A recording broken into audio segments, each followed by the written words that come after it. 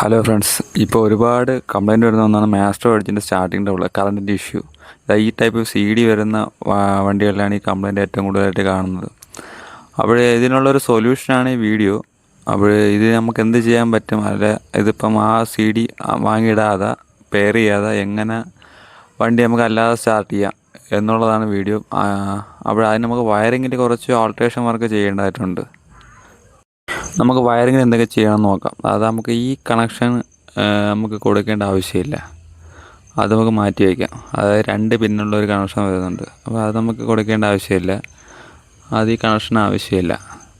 അവിടെ ആദ്യം അതിൽ നിന്ന് മാറ്റി വയ്ക്കണം.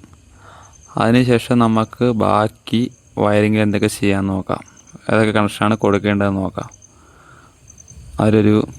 ഫസ്റ്റ് നമ്മൾ നോക്കുന്ന ഒരു യെല്ലോ റെഡ് ഒരു കണക്ഷൻ ഉണ്ട്, യെല്ലോ ബ്ലൂ. അത് സെയിം കണക്ഷനാണ്, അതിൽ നമുക്കൊന്നും ചെയ്യേണ്ട ആവശ്യമില്ല. പിന്നെ ഉള്ളത് ഒരു യെല്ലോ റെഡ്, അത് നമുക്ക് ബ്ലാക്ക് വയറിലോട്ട് കൊടുക്കണം. പിന്നെ ഉള്ളത് പിന്നെ നമുക്ക് അടുത്തായിട്ട് കൊടുക്കാനുള്ളതെന്ന് പറയുമ്പോഴത്തേക്ക് ഒരു ബ്ലൂ യെല്ലോ, അത് നമുക്ക് വൈറ്റ് ഗ്രീനിലോട്ട് കൊടുക്കണം. അത് വൈറ്റ് ഗ്രീനിലോട്ട് കൂടെ കൊടുക്കുമ്പോഴത്തേക്ക് നമുക്ക്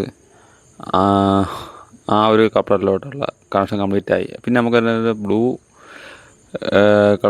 ബ്ലൂവിൽ വൈറ്റ് ഉണ്ട്, അപ്പോൾ നമുക്ക് അതും കട്ട് ചെയ്ത് മാറ്റി കിട്ടണം, അത് കൊടുക്കേണ്ട ആവശ്യമില്ല. ഇതും കൂടെ കൊടുക്കുമ്പോൾ നമുക്ക് ആ കപ്ലറിലുള്ള വർക്ക് കഴിഞ്ഞ് അത് നമുക്ക് അവിടെ മാറ്റി വയ്ക്കാം. അതിനുശേഷം നമ്മൾ അടുത്ത കപ്ലർ എടുക്കണം. അടുത്ത കപ്ലർ എന്ന് പറയുമ്പോഴത്തേക്ക് ആ ഗ്രീൻ കളറ് വയറെടുത്തിട്ട് വൈറ്റിൽ ഗ്രീനിലോട്ട്, അതായത് ലൈറ്റ് കളർ ബ്ലൂ ഗ്രീൻ കളറുണ്ട്, അതിലോട്ട് കൊടുക്കണം.